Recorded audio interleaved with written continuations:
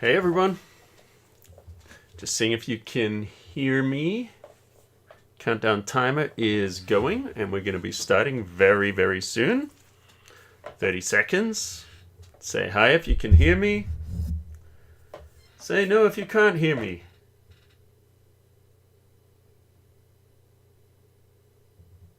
Loud and clear, awesome. Alright guys, here we go. Almost time.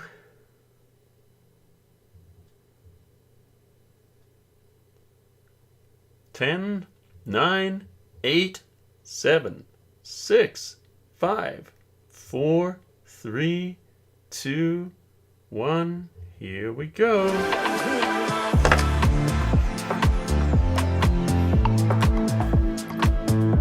And we are live. All right, guys. Welcome to Live from Lockdown, episode number 49. Yep, took 49 weeks to get this hooked up with a decent camera. How do I look? Now, maybe I'm zoomed in a little bit close on myself there. I'll work on that. In fact, no, I won't touch it right now. But good to see all of you guys. Yes, it's been a year since we've been doing this. We have been doing Live from Lockdown for 1 year. Can you believe it? That is crazy. But thank you guys for joining us. A lot of you guys have been here the whole time. Haven't missed a single episode. Shout out to you. Now, just let me know, guys, which of you got the newsletter notification, because just trying to figure this out. So I only sent it to the people today that had signed up for the new list. So we're just, it might take us a week or two to just kind of get this figured out perfectly. But let me know if you got the newsletter. Let me know if you got this from social media or if you got it from YouTube. And also, jump in there into the chat, introduce yourself. Everyone in there is friendly. You'll see Bruce in there. Bruce is our moderator. He'll be taking drink orders, and it's only an hour, so it's like a Southwest flight from here to Las Vegas. You better get that drink it, enjoy it, and then sit down. And if you didn't get your drink, then send an email to the complaints department at photoshopcafe.com, and we'll get back to you in a year or two. And by the way, we're sponsored by nobody, so we can say whatever we want, which is why this is the most unprofessional Photoshop live stream on the web. So anyway, guys, I actually got some good stuff for you this week. What we're going to be doing is we're going to be looking at Vanishing Point inside of Photoshop, and then we're going to be jumping in and looking at some of your photos on Fix My Photo. Also want to let you know, next week is going to be week number 50, so I'm going to get some really good tutorials ready for next week, so you definitely don't want to miss our 50th celebration. And if you guys are new and you just joined us, welcome. If this is your first time in Live from Lockdown, just drop a chat in there, drop a comment in there and say hi to everybody, and you'll be warmly welcomed. If you haven't yet turned on that subscribe button, just click that subscribe button and turn on notifications, and then you'll know when we go live. If you're on YouTube, it'll give you a little red notification. And if you haven't yet signed up for the email list that tells you when we're going live, just go to photoshopcafe.com and then go under free tutorials, live streams. The newest one, you can just click on there and you'll see a sign up box, put your name in there, and you'll get an email from us letting you know. So anyway, guys, if you're liking this so far, or you're anticipating you're going to like it, or maybe you're anticipating you're not going to like it, smash that like button for us into dust. And I think we're going to jump into our screen in 1 second here. Let me just get rid of the screen on here, get it all set up so it looks all nice and everything for you. And let's go. All right, there you are. So good to see you, Klaus, Tracy, Diana, Ray, Russ, Joey, David, Sandy, Robbie. We'll do our afterglow at the end of this, so I'll do all the shout outs and everything like that. Glad you like the new camera setup. I'm glad it's helping. We're trying to get there slowly. What most people would do in a week, it takes us a year to do, but what it takes them to do a year in Photoshop, we can do in a week. All right. So what we're going to do is we're going to talk about Vanishing Point. And Vanishing Point is a great way when we're working in, like a photo's not straight on. So if we're looking at these photos, you can see it's at an angle. Now, I had an image I wanted to show. Let me see if for some weird reason, the Libraries are down. Can you guys check your CC library and let me know if yours is working, but mine is down right now, which is fine. So we've still got plenty of other images we can work with. So why don't we jump into this one? This will be a good place to start. So if you were working on a photo that was, just a straight photo, you could take something like maybe a logo or something like this, and we could drop it on the image, and it would be fine. It would look great, like, maybe somewhere. But the problem is when you get perspective, it gets a little bit more tricky. Now we're going to look at adding an element like a photo or something like that. We're also going to look at some, retouching and some different things inside of Vanishing Point. There's some really cool things we can do in here.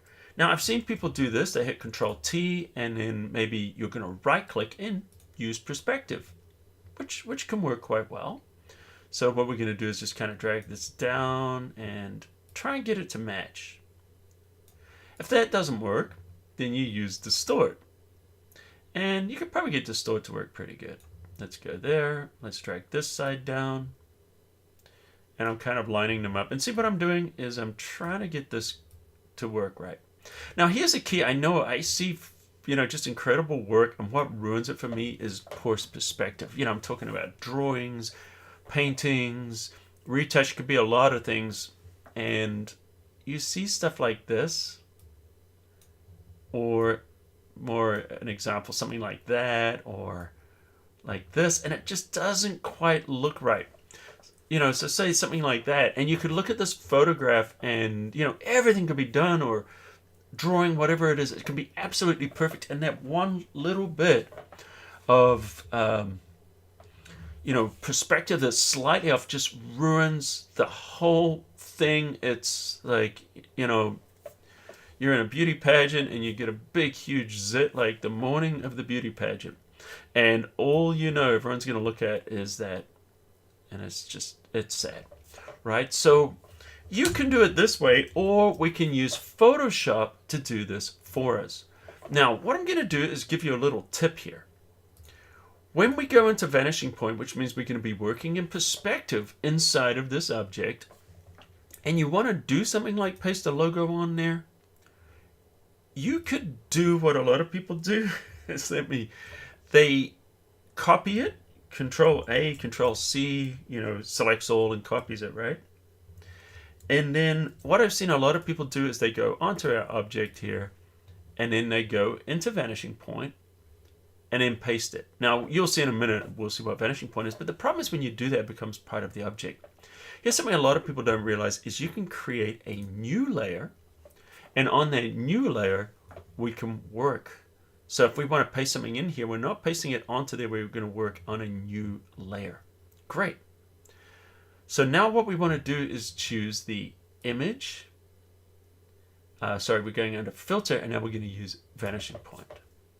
Okay, here we are inside of Vanishing Point. So the first thing you need to do is you need to define the plane. The plane is a flat surface. Now, obviously, this flat surface is going at an angle, so we need to let Photoshop know what the angle is. So we're going to just tap, and then we're going to tap again, and we're just following these straight lines. It's quite easy here. There's straight lines to follow. Now, you'll see blue if everything is good. It'll turn yellow if it thinks there's a problem. So Photoshop's kind of looking at this and trying to help you. And if we do that, now we've told this, you know what, this is the plane that we want to work on. That's awesome. So now, if I want to paste, I'm going to hit Control V. It pastes this logo in. Now notice it's still flat. But when we go over the Vanishing Point area, now this snaps to the perspective, and we can move it around and position it wherever we want in perspective. Now let me undo this though. I'm going to undo it a couple of times, because what if I want to go down the other side? Well, we can grab the plane. This is the plane tool. Create plane. And if I decide I want to do a second plane, I can apply a second plane here. And what I'm doing here is I'm just applying that. And you can see that we can move this around. We can do different things. So we can apply a second plane. So now if I paste this, I can snap it to that one or the other one. See what we're doing there? Well, let's undo that even more. Let's create a third plane. So with our plane creation tool, let's draw another one on the top. So what we're doing is just letting Photoshop know, hey, this is our three-dimensional box around, obviously, a box. So we can go here, look at this. It'll snap to the top. It'll snap to the side. And so when we've put this in here, we have other tools that we can use to transform. If we go into the transform tools, we can scale this. And if I hold down the shift key, it'll constrain it. If I don't hold down the shift key, we can change the shape. And sometimes you might want to do that. So maybe I want to make it small like that, or maybe I want to put that on this side. Or hold down the Alt or Option key and drag out a copy. So now I have more than one instance of that logo, and I can scale it back up. Because I haven't applied it yet, so it hasn't rasterized. So we're not losing any resolution at the moment. But we can also do other things. What if this is facing the wrong direction? We can choose to flip. That'll create a mirror image. Or we can flop. Just like flip-flops at the beach. I know, it's a bad joke. And then there's other settings in here, which I'm not even going to look at those. But you can see how we can change that. So that might not be useful for a logo, but what if you're working on something like, let me make a selection. And maybe I'm working something like this. And if I hold down the Alt or the Option key, I can copy this out. And maybe now it might make sense for me to flip that. Although I wouldn't be able to read those hieroglyphics anyway, or we could flop it, go the other way. Hold down Alt or Option, make another copy of it. Let's make it a little bit bigger. Notice I'm doing it non-constrained because I need a little bit more space there. And I just hit Enter. Now, be careful. When you hit Enter, it applies this whole thing. But see what we were able to do very, very quickly working in the three-dimensional space. And you don't have to know any 3D. Now, if you remember at the very beginning, I told you to create a new layer. Now, this is something no one told me at the beginning when I first started using Vanishing Point. And it's super useful because if I create a new layer, that means I can hide it. Or even better still, because when we were working inside Vanishing Point, you might have noticed there was no layer blending modes. So this logo looks kind of fake. But now I can go and I can use blending modes. See these different modes? And, we can use these to make it, kind of match a little bit better. What other ones do we have here?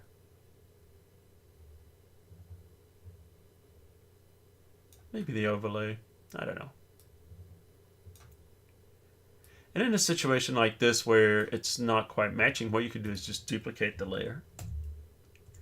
So if I'm just looking at the logo here, and I can kind of play around with different blend modes, maybe a screen mode applied with that overlay, and then just kind of dial in the tones I want.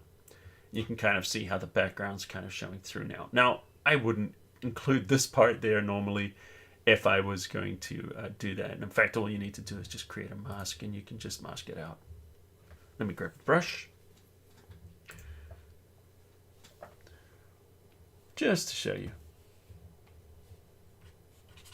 So if you didn't want to include that, just mask it and make sure flow and opacity. I know it's on more than one layer. I'll show you a little trick. Okay, so I don't want it on that layer. So I just hit the Alt or Option key and I can drag out a copy of that mask. Drag out another copy of the mask. Oh no, it's not showing. No problem. Control J. And then just take this layer here and put this into normal blend mode. And, I could show it that way. If that mattered. But generally speaking, you know, I might create, if I was going to add something like a logo, I might create an entirely new layer altogether. You know, for that logo, I probably wouldn't include it with the retouching, but you can. All right, now let me show you something else. It's kind of interesting. Let's create another new layer. Well, actually, let's undo those. We'll just keep those just for fun. And I'm going to create another new layer here, and then we're going to go back into Vanishing Point. Now, here's something that's interesting in Vanishing Point. Notice it retains our grid. So once you've created something, or you've created this grid on the image in Vanishing Point, even if you save this out as a PSD, this grid is going to be there, or this mesh is going to be there, so we can reuse it over and over again. Now, the advantage of that is if I had more than one logo, or maybe a photographic element I wanted to composite in here, I could create the new layer like we just did. Then I could create another new layer, bring in another logo, copy that to clipboard, and then paste that in. And then we could start to build those up on separate layers. So it gives you a little bit of flexibility. Now, another thing I want to show you is the retouching tools. So we've already seen how we can take an object, how we can clone some different things in there. But we can use our clone stamp tool. Now, I'm going to hold down the Alt or the Option key. That's going to create a sample. And it looks a little big. So I'm going to hit the left bracket key and just make my brush smaller. And essentially, this is how we clone. So we can do cloning, which is just using the clone stamp tool. Now, if you want this to really blend in, go into the heal mode and turn the heal on. Let me use my Wacom tablet because it's just more comfortable. And notice when I do this, it just blends it in nicely. Look at that. So we don't have to go back and do as much repair when we're doing the healing. Now, right now, archaeologists are absolutely cringing because, I don't know, this is someone's tomb. Maybe it's Cleopatra or King Tut or somebody. And, you know, they're not going to be able to escape in the middle of the night. There goes all the zombie movies, because I am sealing these guys in. But you can see what I'm doing here, and I'm just retouching this in the clone mode with the healing mode. Look at that. Just boom. Makes it so easy to heal in perspective. In a situation like this, I might go a little bigger with the brush. And by the way, also the Option key enables you to do that. There we go. Look at that. Just heals it in. Boom, boom, boom. Nice and easy. Indiana Jones is cursing my name right now. Well, he can't get out. The Mummy. Maybe this is the Mummy. You guys remember the Mummy? Of course you do. All right, so I'm just retouching that. Look at that. We just absolutely... What we've done is we've just made this a beautiful... we've taken this relic, and now we've just turned it into a beautiful countertop for our kitchen, essentially. But you can see what we can do there using Vanishing Point. So if you guys have been struggling with the clone stamp tool to do this stuff and you're trying to change the size of it, this is a great way to use it. So is the Mummy. There you go. Yeah, so we can see we can very, very easily do that. Now, of course, you know, you can do things like measure and, you know, different things in here. You know, link the measurements to the grid. You know, we're not going to be doing that, though. And I'm just going to apply OK. And the reason I'm doing OK is because now, look at this. We've got the different layers. So we can combine all the different layers now. And, you know, if you want to have that texture on the bottom, you can.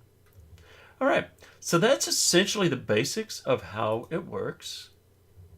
Let's have a look at, you know, a different image so we can see a little bit more that we can do. Let's choose the filter, and we're going to go down to the Vanishing Point once again.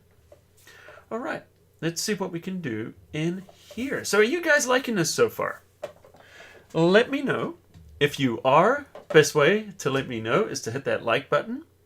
And I can see a lot of you have not hit like yet, so that's the little thumbs up there. And I would appreciate that. What it does is it helps us with the algorithm. It lets people know that we're streaming, and it helps YouTube promote our YouTube. All right, you got it. Yeah, I see everybody's enjoying this. Glad to hear it. Thank you. And once you've hit that like button, if you're new here, hit the subscribe. Now, if you've just joined us, we're looking at Vanishing Point today inside of Photoshop, which is a great way to retouch in perspective. The replay will be live as soon as this is over. Sometimes it takes YouTube 5-10 minutes, maybe 15 minutes for that YouTube to go live. For the replay to go live. Sometimes it goes live right away. If you are watching the replay, the chat, you can drop a chat into the comments and I'll respond to that, but the live chat is only for people during the live stream. So, all right. So you haven't missed anything yet because we're going to do it again on this other image. So why don't we get started? First thing we want to do is work on our little grid tool here, and we want to define our perspective. Now it's going to be a little more tricky in here because if you look at this, I can't see that line going all the way. I can see this line is part of the way, this one. So it's going to be a little bit harder to define the plane. But let me show you a really cool way to do this. So what we want to do is just define an area that we want to work in. And what we're looking for is straight lines. So I can see, you know what, if I go straight down here, there's a straight line. And if I click here, I can follow that line along the window line and the brick line. See that? Now, I'm not going to go all the way to the end. The reason is I need a vertical line to work in. So I'm going up to that vertical line, and look at that. I went too far. So I'm just going to take it then to the edge here. We still haven't got it quite right, but what I'm going to do is I'm going to drag this down. And notice at the top of these columns here, there's an area to line it up. So you don't really even have to understand how perspective works to use this. All you got to do is just line up the lines. And see what we're doing here? Notice that those are not perfectly lined up, so that means we need to go a little bit higher. And make sure those vertical lines are nice and straight. Just look at the features on the photo. The vertical lines are lined up nicely. The horizontal lines are lined up nicely. And then once you've created it, you can just drag this, and now you can drag it all the way up. Drag it all the way down. And drag it across.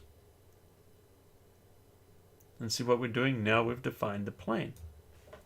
Now, sometimes if you've got excessive warping on the photograph, it can get a little weird. Like in this case, I can see I've got a little warping around the edges because I was using a wide-angle lens. So in this situation, we'll just see how we go. If you do this and you find that the warping makes it very difficult, what you want to do is just go into Photoshop and then just use the lens distortion tool first and remove the warping. And then you can go in and do it. But let's see how it's looking right now. So I'm going to grab this clone stamp and I want to put a window over here.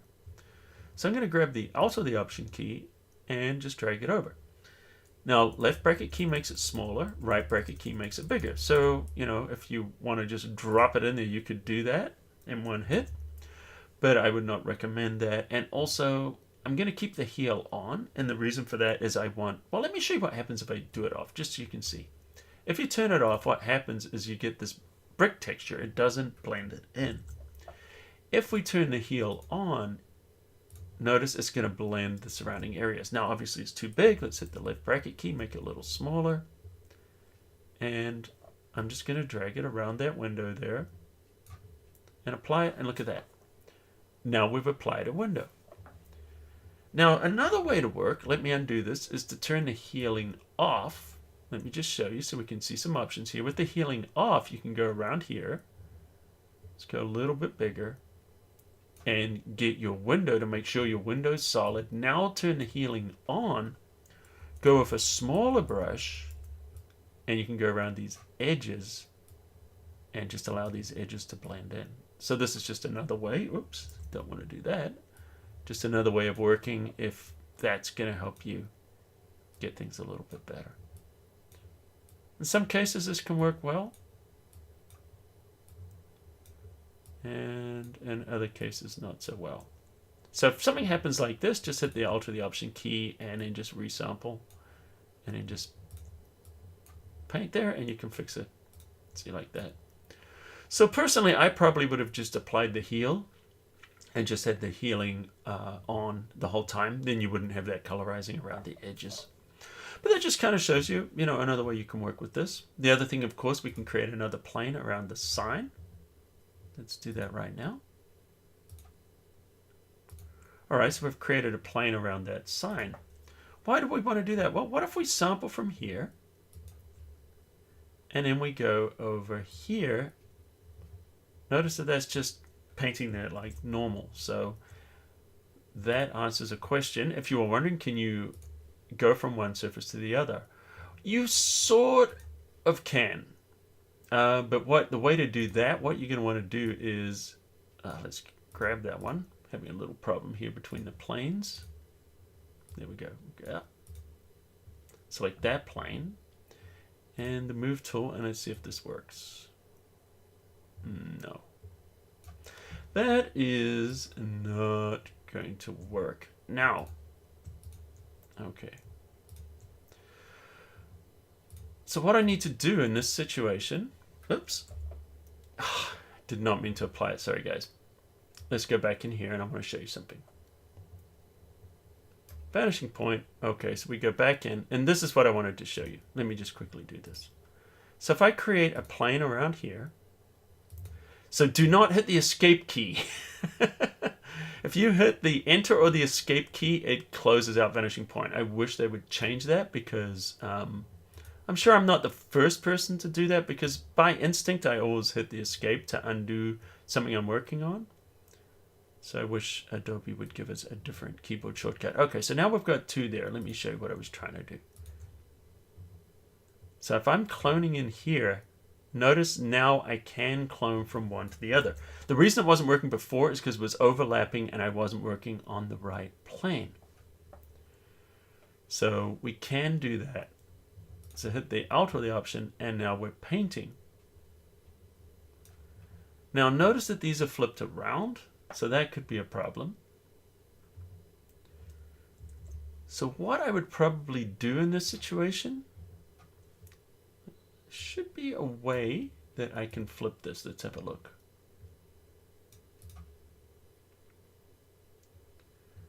I do believe there was a flipping option. I'm forgetting how it works. So I can definitely clone this over here, but it's going the wrong way up. So I know what I'm going to do. Let's turn the healing off. I'm going to grab this, and then we're just going to paint in here, like that. Now I'm going to grab this tool, and let me see, will that let me do that? No, it will not. Okay. So I'm sure there is an option for this. There should be an option for me to flip this around. I guess I'm going to have to work on that one and get back to you guys on that, unless any of you know that. So yes, I can clone this over here right now, but it's going to come out mirrored for some weird reason.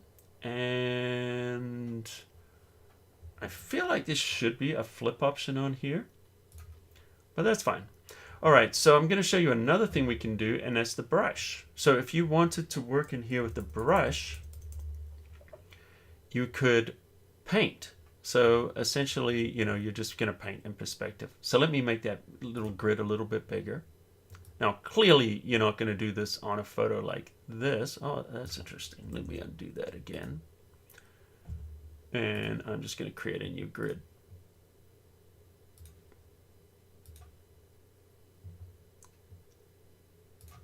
There we go. And just make sure we line it up like we did before. Make sure everything's lined up. Follow it vertically. It's nice. Okay, drag it out. And then the other thing you can do, of course, is you can paint. And with the painting tool, essentially you're just going to be painting in perspective. Now, it might be seen a little bit weird, like, oh, why would I be painting with that? Well, there's a lot of times you're going to do things in retouching. You know, you might go in here and get some blacks, and you might just want to go in and just retouch some different areas in here with that brush. You know, I'm just putting black under there, just kind of doing a little bit of cleanup work. So sometimes when you're doing retouching and stuff, you're literally just going to paint with a color, and that can do a lot sometimes as well. So anyway, so what I've shown you here is that we can use all these different tools here to work inside of Vanishing Point, inside of Photoshop. So hopefully some of that's been interesting. Now the other thing we can do too is, you know, when we're trying to line up this grid, we can change the grid size. So if you make that grid smaller, it can make it easier for you to align some of these objects. So if some of those things are not quite looking the right way, that's going to work. Yeah, someone was asking about the clone settings. The clone settings, you know, I don't believe they don't have them here. So the clone settings inside of Photoshop are not going to work with the clone settings in of this. So just, I'll tell you what, guys, just look on the comments when this video is finished. What I'm going to do is I'm going to just, you know, tell you guys. So I'll just leave a comment underneath in the replay, and I'll tell you how to flip that. Because I'm sure, you know, it's just something really simple. I've done it before. I'm just not remembering because it's been years since I've done that particular, you know, wanting to flip something that I'm cloning from two different angles on the same photo. It's not something I do every day.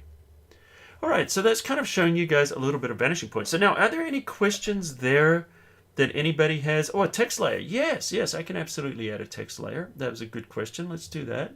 Any questions regarding this, guys? Just drop it in here. And we're going to do some text. I'll show you how this would work.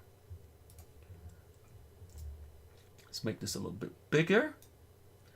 Grab my type tool, and I'm just going to type in here the train. Very descriptive in a barbarian way. The train. All right, so I'm just going to create this in black. Now, here's the thing. If I try to paste text in there, it's not going to work as Vanishing Point. So what I need to do is I need to right click and I need to rasterize this type. Control A will select all rasterizing type, converts it from text into pixels. And then Control C to copy. And then I create a new layer, like I told you guys at the beginning. And let's just turn that off, and we're going to go back into Vanishing Point. So we're going to choose Filter, Vanishing Point. We're going to create our grid. Now I'm just going to go up here. I should have done Snowpiercer. Any of you guys watching Snowpiercer? I'm kind of really liking that show. Not the movie, but the TV show with Sean Bean and Jennifer Connelly. So here's another thing you guys can do too, is just apply that plane here. Let's drag that out. And let me see. If you hold down the Control key or the Command key, you can drag out a 45-degree plane. Now, because this is not an oblique, I'm going to have to change the angle of this a little bit. So I can change it, but what it's done is it's dragged out the other edge for me. And now we've got a plane that works all the way around like that. And let me just check something, because this might actually fix that problem. Yep. There we go. Now it's not. Okay. So that gets that going from here to there. There we go. So now it's not flipped, but it's still kind of weird and funky. We'll get to that. All right, so I'm just going to paste this in now. Control V, the train. And now I can snap the text in here. I can put it on the front. I can have it going around too. So I'm kind of creating like a Times Square marquee, you know, NASDAQ kind of thing. It's fun. And no, I cannot animate it in case anyone's going to ask that. And see, my instinct right now is to hit the Enter key to apply that text.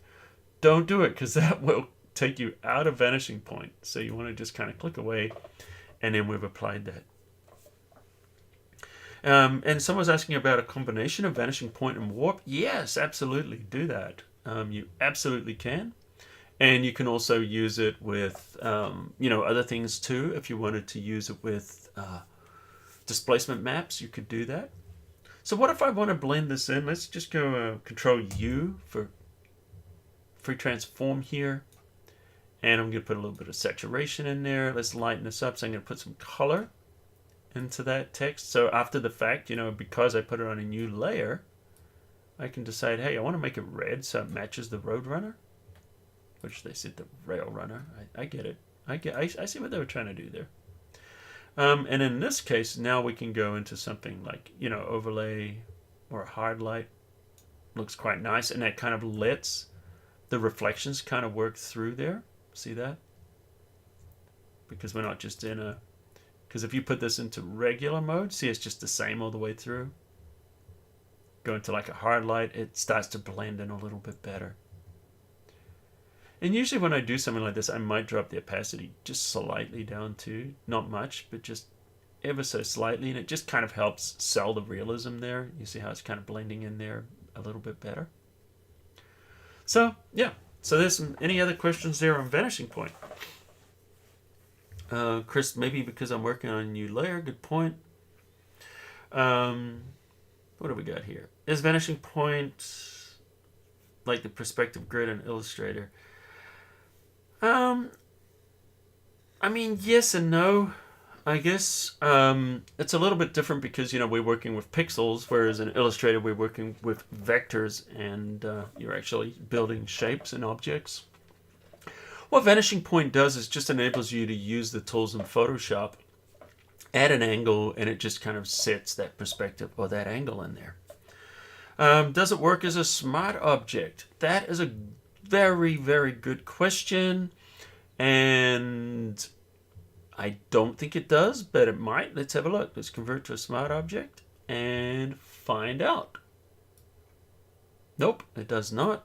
I didn't think so. So these are always easy to test. Can you also view grids outside of Vanishing Point? Good question. I don't think so, but there was an option at one point where you could. Let me create a new layer and see. Let's just go in here and find out. Because I know at one point you could, but I don't think that option is available anymore where you could choose to render out just as the grid. Maybe we can. Render grids to Photoshop. Yes, we can. There we go. So click OK, and there we go. So you can put those grids as a separate layer in Photoshop. So this is good if you're doing painting and you want to paint in perspective and you want to create perspective guides. You could do that. So, yep, that option is still there. For some reason, I thought they took it away. Vanishing point on a curved surface, like an oil drum, for example. Well, what you would have to do for that is you would have to apply your vanishing point object. Like, let me do a logo, for example. Let me show you something. This is how you would have to do it. So, like, say the front of the train would be a good example. Let's make this logo bigger. So this is what you would do, is let's hide all of this. Let's create another new layer. And I'm just going to Control A for select all, Control C to copy, Control D, deselect, and hide it. So all I did is I just copied that to the clipboard. I could have just gone up there and gone edit copy, but I like to use the keyboard shortcuts. Make sure we select that layer so it's on a separate layer. If we put it on the same one, it's not going to work. Filter, vanishing point. Nice thing about that is it remembers the grid, as I mentioned before. So we're going to pop this on the front here. Grab this, holding the shift key, and let's just kind of drag that on there. All right, I'm just going to hit enter because I do want to apply it. And then what you would have to do at this point here is just Control T, and then we could right click and then we could choose the warp tool. And essentially what you'd need to do now is you're just going to have to warp the curves on here. But at least you're not starting from scratch. And the nice thing about this is you are getting the angle correct. So that's kind of, giving you a good head start. And that's honestly where most people mess this up when they're trying to work with with these warping, I normally get the perspective off. And this way. Now notice how it's at a different angle up here. If you hold down the Alt or the Option key when you're creating this grid, you can split the grid. And then this way, now I can set this, see, at a different angle than I am at the bottom. There we go. And now we can start to get this to work just a little bit better. You know, hit enter. You know, it's not perfect, but, you know, playing around with it a little bit longer, you could probably get it perfect. And if we change this to like an overlay blending mode, or let's do a screen darken, what we got here? Maybe darken blending mode. Multiply looks nice. And, you know, a little tweaking, maybe a little masking on here. Let's apply a mask. Grab a brush, black edge brush, hard edge brush. Let's make the edge hard. You know, a little tweaking here and there. Flow and opacity, make sure that that is turned up. Shape dynamics and transfer off. There we go. And then you could just kind of shape it. And, you know, yeah, it's sort of starting to get there. So that'll kind of help. And Tony Mule says it's great for hanging a picture on a wall. Absolutely, it's really good for stuff like that. The warp tool, I did a tutorial on that a while back, Tracy, where I kind of tried to break it down a little bit. And, you know, that'll kind of help you. Yeah, you could use liquify as well, like David said. You know, you could go in under here, choose filter, choose liquify.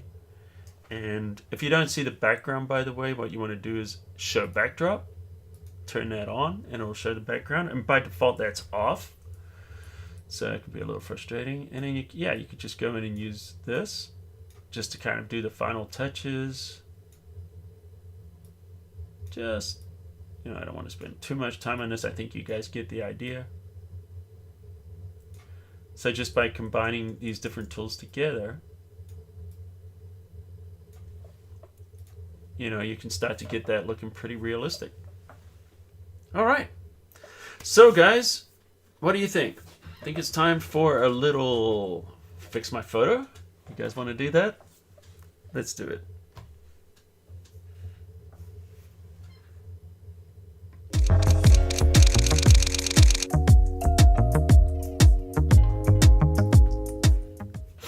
And here we are at everybody's favorite segment, Fix My Photo. This is where I work on your guys' photos that you submitted. And if you want your photo to be considered for Fix My Photo, just upload it to fixmyphoto.net and upload a RAW file, which is preferred. If you don't have a RAW file, JPEG or a TIFF will also work. Do it as large as you can. Also, don't process. I prefer unprocessed images because it's hard to process images that have already been done.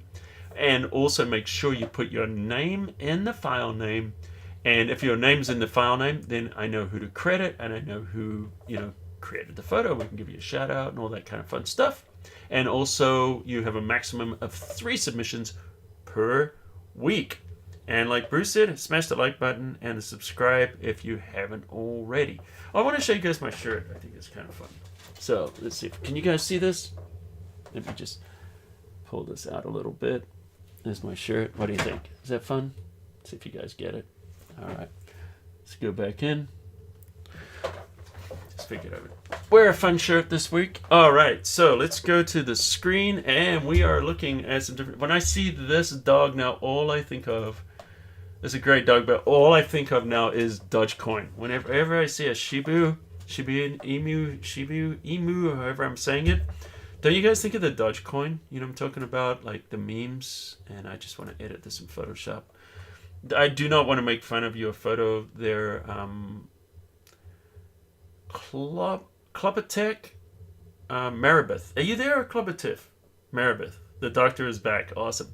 Yeah, I mean, this, you know, we're going to actually work on this photo in a second, but I just, when I see the Shibu, this is what I see right now. Is, you know, people do this. They make memes. So I'm going to show you how to make a meme. So what they do is they cut out the face. And the smiling dogs are the best, absolutely. And then they go on here and they find a person. So I'm going to find a person on the internet.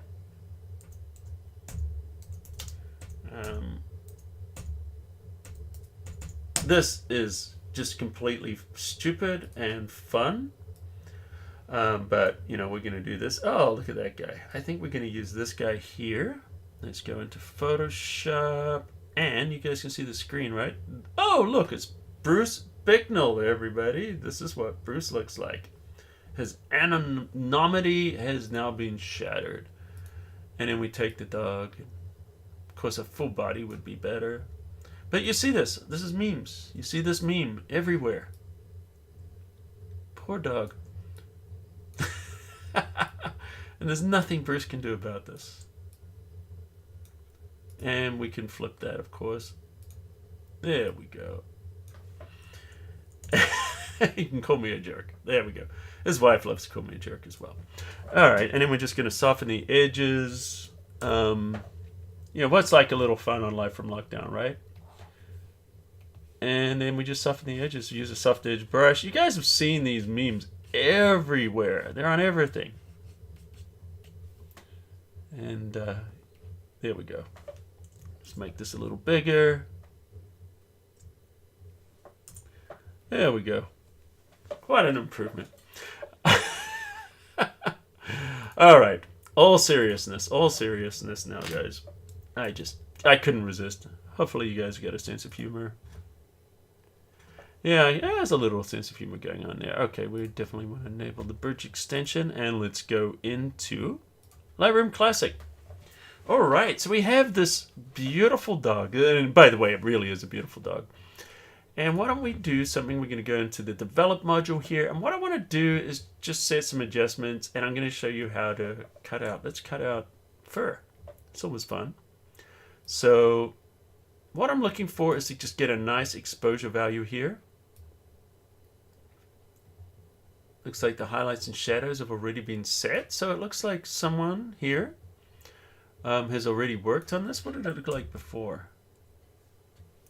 You know what I'm going to do? Now, if you want to look at these settings, this is how it was when I opened it. If you want to be able, and adjustments have been made, if you want to be able to do a comparison in here, there's different ways you could do it, but I'm just going to create a preset, and I'm going to call this one before dog.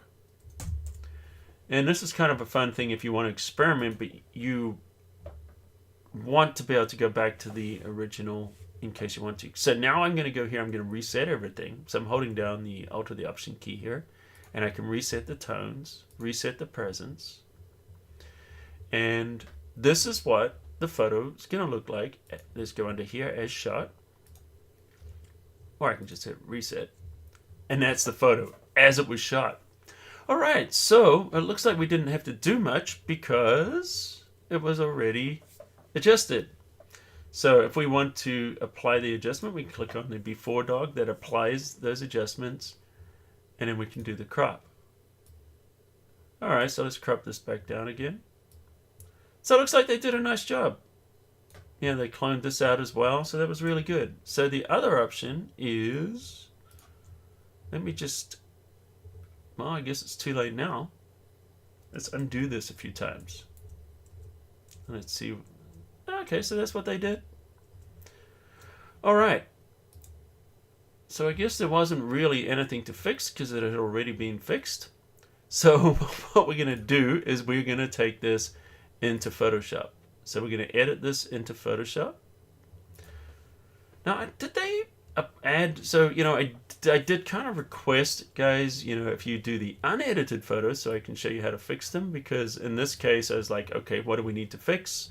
Not much, because it was already fixed. Alright, so what we're going to do here is we're going to choose filter, and now we're going to go down to absolutely nothing, because I want to cut it out. Alright, so let's go down here and let's grab the right tool. Alright, so we want to grab the quick selection tool. Now, one of the nice things that they've added in Photoshop recently is the ability here to choose the select subject. Select subject is a great starting place, because otherwise, without that, what I would do is I would grab this and I would drag it in here, and I would essentially do the same thing. Hold down that Alt or Option key, take it away, See what we're doing. So this saves you having to do that first step. Sometimes it works good enough for a final image, and other times it doesn't. So it's just kind of hit and miss in that area. So let's have a look, see what we've got here. It's not bad. I'm just going to go a little bit on these edges. So if you want a better result, what you want to do is just kind of get this a little bit better. Alt or Option key makes it go away. So I just want to get this as close to those edges as I can. Because the select subject doesn't use the tones does this. It uses AI. And so it recognizes the shape, and then it tries to create the selection based on the shape. And because of that, sometimes it doesn't quite get the tones, like it should. So it's looking pretty good. Now we're going to choose Select and Mask. Now there's an option in here called Refine Hair. If we turn on Refine Hair, what it would do is it would make the hair look good, but not on the whole body, because it thinks, it's just going to do the head. So it's looking for the head of a human.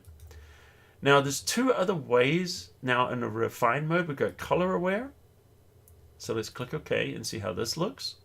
And so this is new in Photoshop 2021. The other option is to choose Object Aware. So what you want to do is just try them both and see which one looks better. Oh, so David was saying something about, you thought we were going to be in Lightroom? Well, I guess we're not. So let's grab the Refine brush. And then with the Refine brush, what we want to do is just go around the edges of this hair or the fur. And then what Photoshop will do is it will just look for the fur. And you want to make sure you get it all. And look at that. See how much better that looks? And so even these areas, as I go and refine other parts of the photo, it's going to look at these parts and it's going to redo these. And then sometimes it just looks horrendous in areas like this. That happens. Let's play around a little bit with our radius and see if we can get this a little bit better. Let's put a little bit of a radius on there. There we go. That's definitely helping. And the other thing you need to do is if you're going on the fur and it makes it look worse, which sometimes happens. In that case, it didn't. There it did. So when this starts to look worse, what you want to do is undo it. And here's that's fine. And then just use a smaller brush. So take a smaller brush here, and then what you want to do is use that smaller brush, and then it just gives Photoshop less of an edge to work with. And you can apply it a couple of times. And a lot of the time, that will fix it. Now, if you're finding it's still not working well, you can go back in here. You can choose these other tools, and you can bring it back.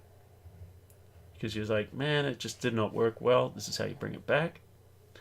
Then go back to that Refine brush again, and then just kind of work on the outside. These are just kind of some of the tricks that I do when this isn't working the way I want it to. And you can just kind of go around like that.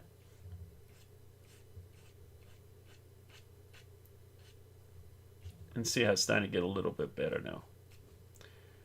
And honestly, this is just a labor of love. And see how we got that edge looking a lot better? And then if you go in here, let's go around these edges. Let's make a smaller brush. I think I'm maxed out on the pixelization. That's why it's pixelizing a little bit too, because we're up like super close. And also it was cropped. So when you crop, you do lose resolution. But see what we're doing here? See how that fur is starting to look better? And, I could have just done this from 100 miles away. And this is what people normally do. They go like this and they say, okay, so all you need to do is just go around the edges like this. And, just grab all the edges. And there we go. The fur looks better. And then they show it against, so let me finish there. They go, look at that. It looks great. And then they just apply it against a plain background and say it looks great. But the truth of the matter is, if we move in closer, it doesn't look great. So what you want to do is, like I told you, just grab the smaller brush and just go in here and spend a little time doing this up close. And this is really the key, is using the smaller brush getting a better edge. Now, the reason we're getting pixelization is we're at 145%, because once again, this was a larger photo that was cropped in, so it's going to be harder to get a really good cutout. Look at this. Look at this mess. Let's clean that up. And see what the smaller brush is doing now? It's giving us those edges that we couldn't get just rushing over this with that huge, large brush. So I guess if you, and then decontaminate colors will help get rid of the color fringes.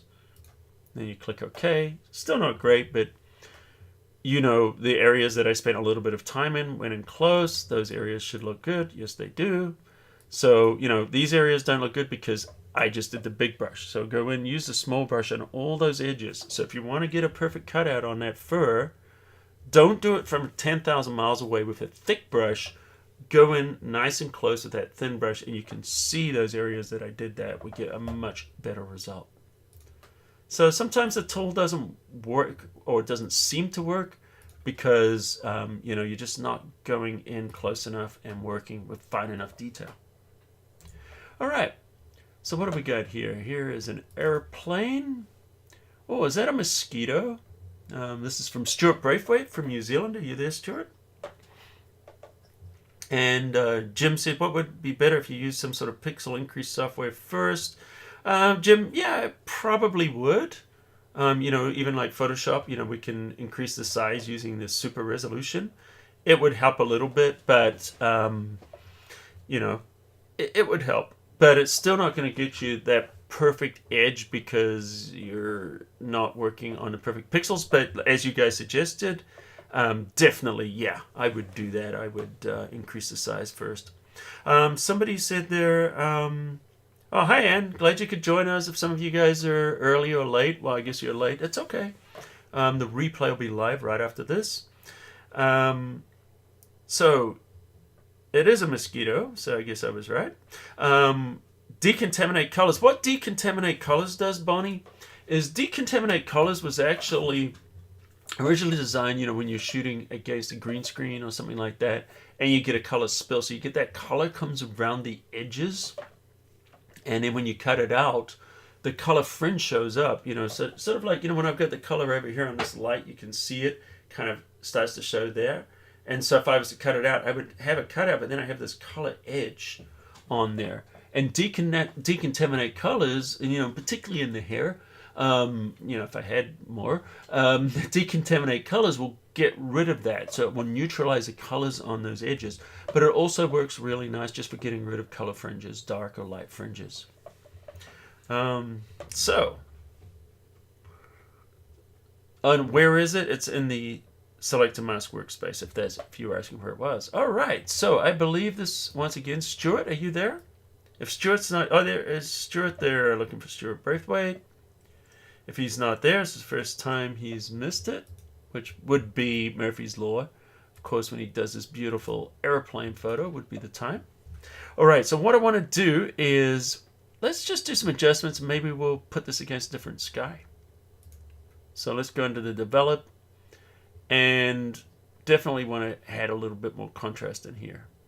So let's recover the highlights and shadows just a little bit. Probably don't need to recover the shadows. Let's pull those whites up. So what I'm doing is I am watching the histogram. If that histogram goes over that edge, it's too much.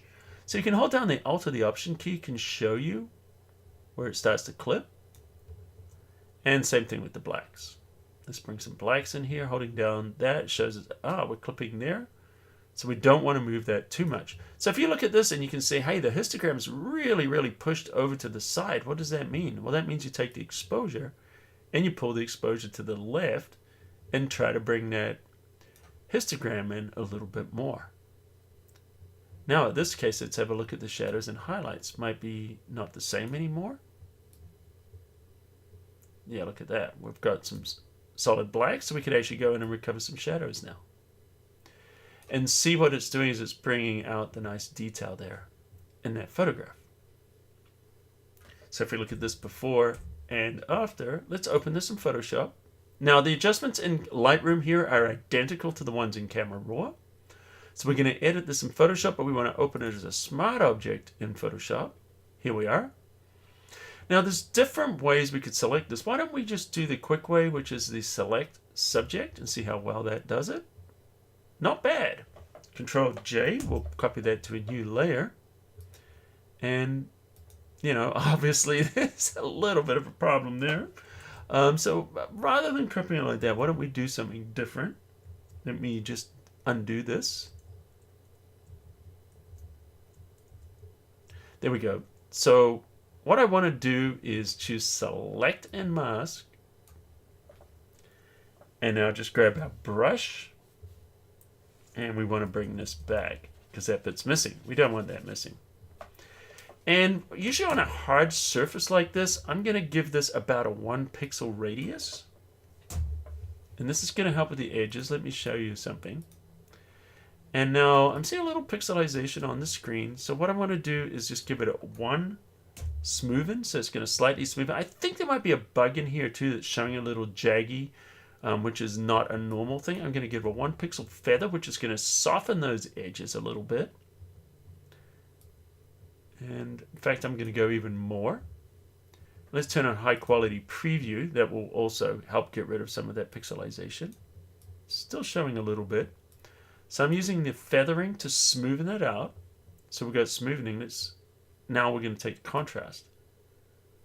And so if I use contrast with feather, see how it can smoothen out those edges and get them nice and crisp. Now, if you're starting to move too much into the image, you can take the shift edge and you can compensate by going out. See what I'm doing here? So take that shift edge just to the edges there. I'm just looking at what's happening on the photo.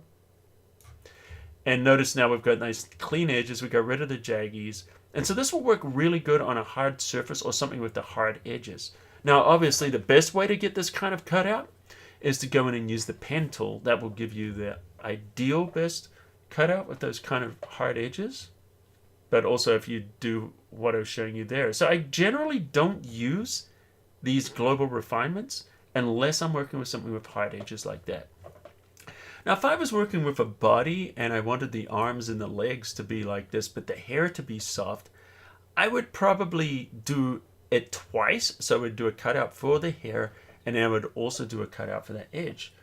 And the same thing is happening here on these props. The propellers are not coming out fantastic, but let's see if it'll work. It might not work too well. That's not bad. I'm using the refine brush. And sometimes those settings can make it hard for it to get you a decent result. But in this case, I think we're going to be okay. There we go. Just trying to get better edges on those props or propellers. Yeah, I knew I was going to regret going there. All right, so if we do that, and you know the front, I could refine it. There's all kinds of things. So what we want to do is just put this on a new layer with a layer mask. Click OK, and now I've applied it. Now I am curious. I'm going to rasterize this. I'm curious if cloud replacement or sky replacement is going to work on this. So we're just going to hide the top layer, and we're just going to try sky replacement. So let's go down here and we're going to choose sky replacement. And will it work? Wow, look at that. It does work on there. So that's pretty nice. We can see it's not perfect. We've got those edges, but we've got the layer above, so that's okay. We can use that. I'm going to apply one of my more moody skies. And by the way, this is from my sky pack. If you guys haven't already downloaded that, it's at photoshopcafe.com/vault. I told you guys about it last week, but for those of you who are new, head over there. You can download those 5 skies for free, as well as a whole bunch of other stuff. All right, so that's actually pretty good. Now, don't worry about the fact that some of this is showing through. Now we want to just do some adjustments here. So let's go into our foreground adjustment here, and which is, you know, our object here, and we can play around with the color. So if I increase the color, see how it starts to influence it a little bit more, and we're starting to get a little bit more of that color in there. And we can play around with the lighting adjustment, and we can match it. So what we're doing is we're changing the foreground. Now if you wanted to make the sky warmer, we could go up under the temperature here. We could warm up the sky or change the color of the sky. See that? We can play around the brightness. So, you know, if you want to change the sky, these settings. If you want to change the airplane or the foreground, use these settings. We're going to output to a new layer, absolutely. So we're going to click that. Now, one of the things on here I notice is a little bit of color noise going in here. So I'm just going to select that sky. We're going to choose the filter. We're going to go under the camera raw filter. And we can see we've got color noise. See that? The little colored speckles? So what we want to do is just go down, down, down, down, all the way down till we get to, let's find our, we don't want the effects. Detail, here we go. And then we've got noise reduction, hit that little triangle, will open up all the settings, and let's just reduce the color noise. Just go in there till that color noise disappears, which is about there. Look at that, beautiful. And if you wanted to get rid of the noise and make it super smooth, you could do a little noise reduction as well. But a lot of the time I don't do this noise reduction, but we can. And a lot of the time I'll just do the color noise. Click OK. Boom, we get a much nicer image. Now, we don't really need the one that we cut out. But if there were any areas in here, you know, where parts were missing or whatever, you know, we could go in there and we could do it. But look at that. It looks like the sky replacement just did a really good job on its own. Good job, sky replacement. So if I hold the Alt or the Option key, click, there's before, there's after. We definitely added some drama by changing the sky on there. So anyway, guys, next week is going to be week number 50. We've been doing this for 1 year now. And let me just put you guys on the camera. So next week's going to be week number 50. I'm going to have something really special for you. So make sure that you're signed up. If you haven't gone to photoshopCAFE, go under free tutorials, live stream. So there's an archive of replays of all the live streams there at photoshopCAFE. And there's a form on the newest one that enables you to sign up for the mailing list where I send you guys notifications when we go live. If you're not on there, please do it. And I'm going to add more into the archive, and I'm going to add the form onto all the archives just to make it easier to find. Now, if you guys are already on the list, you know, next week's going to be fun. I'm going to do some questions and answers in a second, but I know some of you guys have to get going. So we're going to close out the main part of this program. So thanks, guys, for joining us. I hope you enjoyed it. If you did, hit that like button. If you're watching the replay, drop a comment into the comment section underneath. I read all the comments, even the live comments. I read those, and I do my best to keep those live comments up so you guys can read those afterwards. And if you haven't yet subscribed, hit the subscribe button. And yeah, so see you guys next week. And now I'm back. So it is just going to be me doing questions and answers here. So what we're going to do is just give you guys a minute for those who got to go to sign off. Thanks for watching, guys. You got it. I'm glad you guys enjoyed it. So, you know, thanks for coming by. And if you've got a question, just wait 1 minute, because the question will get lost right now, you know, with the people saying see ya for the people that got to go. For the rest of you want to hang around, you know, we'll do, you know, maybe about 5 minutes, 7 minutes of Afterglow, where I'll answer some questions and we can hang out and do shoutouts, fun stuff like that. So what do we got here? You got it, William. Thank you. Okay, so thank you, Keith Star. Thank you, Linda Photo Maker. Good to see you again. Needs Colin's film drama lot on top of that sky replacement for Novalt. Good call there. And somebody was asking at the beginning about my live stream I did with Adobe last week. I'm not sure where that is, because it wasn't on YouTube, I don't believe. So if you just do a search for Adobe stock live streams, maybe it's on Behance, you guys can probably find it. Just put my name in and search. I don't have a link for you, I'm sorry. Smash like and subscribe. Good to see you. Russ, Tracy, good to see you. Steve, David Holstock, Photomaker. Alright, let's jump down. Udgear, you got it. Paul, you got it. 2 Pauls. Paul Johnson, Paul Rhea. We've got William, thank you. New speak. And Steve Mayo, a $10 super chat. Thank you very much for that $10. I appreciate that. We've got Donald Haynes, good to see you. Yeah, so I guess I just answered that. Chris Bacon, good to see you. Hannah, thank you. Glad you enjoyed it. Bonnie, glad you enjoyed it. Jerry Powell, good to see you. Is that the Jerry Powell that from Wacom? Was working with Wacom for a while? Same Jerry? I think it might be. Good to see you, DB. DeBlado. Klaus, good to see you once again. John Oswell, Kathy Burden, Cheryl John, Ann, good to see you. Russ, thanks. You've got it, Russ, anytime. Well, each week, every Thursday. Every Thursday at 1, we're back here with this. Charles Porter, thanks. Thank you, Charles, for the kind words. Donald Haynes, and couldn't find it. I'll try and find it for next week. Bruce, please remind me next week for that link, and we'll see if I can find it for you guys. Cheryl, was a good time to use the spot healing tool to clean up your images. Sometimes I'm also getting spots on the upper layers showing this. So Sherry, generally, I will do the healing and stuff near the beginning of the workflow.